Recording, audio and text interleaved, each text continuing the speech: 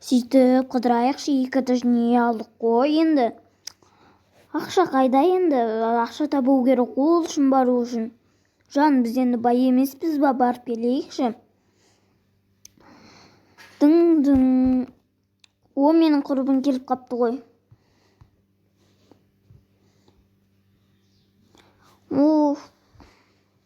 Сәлем құрбым, сәлем. Сен отырмай ма? Бізге шай әкел. Кел, бізден бұл жер осындай қонақ зал. Біз телевизорларымызды осылай қойдық. Мына жерде бізде дивандар, неяқты таныс қой, мен балалармен күйеуім. Мына жерде бізде осындай әдемі, маған қатты ұнайтын осындай сөре бар. Ал мына жақта менде жуынатын ванна осылай әдемі қылдырып қойдық. Мына жерде тұратын, енді жуынғанда мына жерге біз бастен қояйын деп жатырмық. Өте күшті екен, молодец. Ал мына жақ менің комнатам. Күйеу екеуміз жататын. Әдемі екен.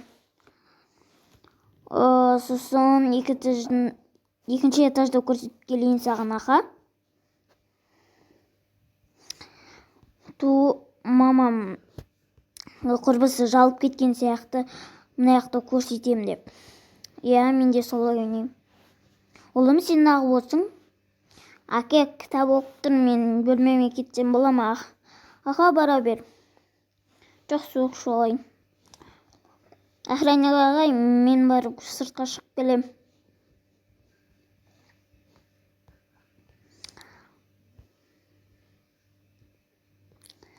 Өте әдемі болыпты.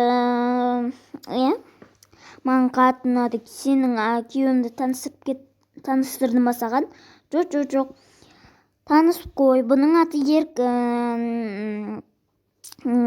Бұл біздің өте көп компаниямыз бар, зауыттарымыз барлығы бар. Мен жақында Дубайға барайын деп жатырмын, ақша жинап. Күшті. Мамамның құрбысы жалып кетті уже. Не дейсің, қызым? Ештеңе. Жарайды, отыр, қазір келіп қалар. Кім келіп қалар дейсің? Ағашын.